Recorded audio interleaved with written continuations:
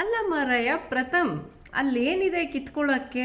ವಿಗ್ ಅದು ಗಡ್ಡ ಮೀಸೆನೂ ಬಿಡಲ್ಲ, ನಾನೇನು ಕಿತ್ಕೊಳ್ಳಿ ಅಂತ ಹೇಳಿದ್ರೆ, ನೀನು ಈಗ ಹೇಳ್ಬಿಟ್ಟು ನೀನು ಕ್ಷಮೆ ಕೇಳಬೇಕು ಅಂತ ಹೇಳ್ತೀಯಲ್ಲ, ಆವಾಗ ನೀನು ಮಾಡಿರೋ ಈ ಒಂದು ಕಚಡ ಸ್ಟೇಟ್ಮೆಂಟ್ಗೆ ಯಾರು ನಿಮ್ಮಪ್ಪ ಬಂದು ಸಾರಿ ಕೇಳ್ತಾನ, ನಿಮ್ಮಪ್ಪ ಬಂದು ಎಕ್ಸ್ಪ್ಲನೇಷನ್ ಕೊಡ್ತಾನ, ಇಲ್ಲ ನಿಮ್ಮ ತಾತ ಬಂದ್ಬಿಟ್ಟು ಇದಕ್ಕೆ ಕ್ಷಮೆ ಕೇಳ್ತಾನ?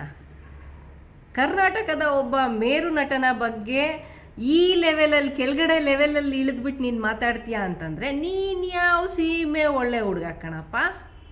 ಒಳ್ಳೆ ಹುಡುಗ ಪ್ರಥಮ್ ಅಂತೆ, ಕಚಡ ಹುಡುಗ ಪ್ರಥಮ್ ಅಂತ ಇಟ್ಕೋ ಇನ್ಮೇಲೆ, ಆಯಿತಾ? ನಿನ್ನ ಮೇಲೆ ಯಾರೋ ಒಬ್ಬರು ಏನೋ ಒಂದು ಅಟ್ಯಾಕ್ ಮಾಡಿದ್ದಾರೆ ಅಂತಂದರೆ ಅದಕ್ಕೆ ಕಂಪ್ಲೇಂಟ್ ಕೊಡು, ಕಾನೂನು ಹೋರಾಟ ಮಾಡು.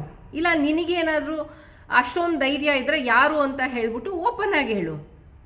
ಯಾರ ಮೇಲೋ ಆರೋಪ ಹೊರಿಸೋದು ಅಲ್ಲದೆ ಸೋಷಿಯಲ್ ಮೀಡಿಯಾದಲ್ಲಿ ನನ್ನನ್ನು ಹಂಗೆ ಮಾಡಿಬಿಟ್ರು ಹಿಂಗೆ ಮಾಡಿಬಿಟ್ರು, ಅದಕ್ಕೆ ಒಬ್ಬರು ನಟ ಬಂದುಬಿಟ್ಟು ಈ ಅಪ್ಪನ್ನ ಕ್ಷಮೆ ಕೇಳಬೇಕಂತೆ.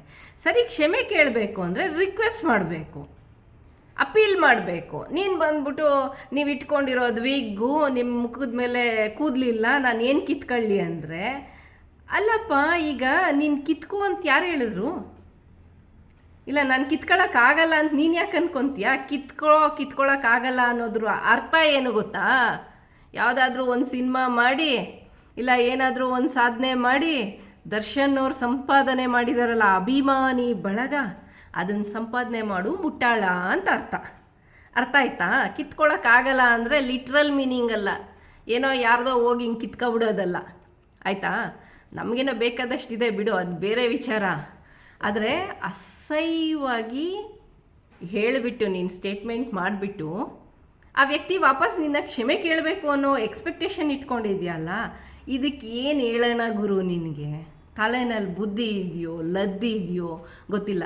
ನಿನ್ನ ತಲೆ ಮೇಲೆ 4 ಕೂದಲಿದ್ರೆ ಸಾಕಾಗಲ್ಲ ಪ್ರಥಮ್, ತಲೆನಲ್ಲಿ ಸ್ವಲ್ಪ ಬುದ್ಧಿನೂ ಇರಬೇಕು. ಅರ್ಥ ಆಯ್ತಾ ಹೇಳಿದ್ದು? ಓಕೆ ಫ್ರೆಂಡ್ಸ್, ಈ ವಿಡಿಯೋ ಇಷ್ಟ ಆಗಿದರೆ ಲೈಕ್ ಮಾಡಿ, ಶೇರ್ ಮಾಡಿ ಆ್ಯಂಡ್ ಕಮೆಂಟ್ ಮಾಡಿ.